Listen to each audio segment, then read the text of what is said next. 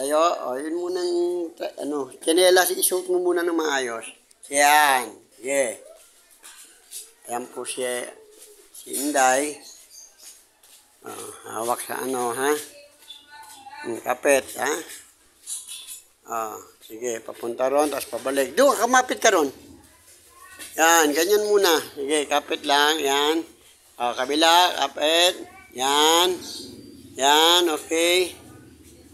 Sige, ayaw na nga po kumapit eh. Sige, okay lang yan. Ganyan, yan. Po. Sige, tapat ka lang sa may pinto.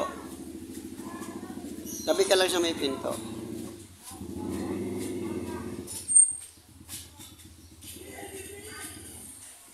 Sige.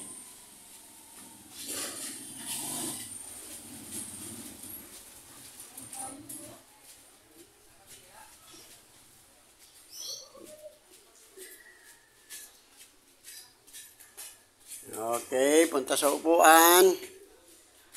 Pahinga.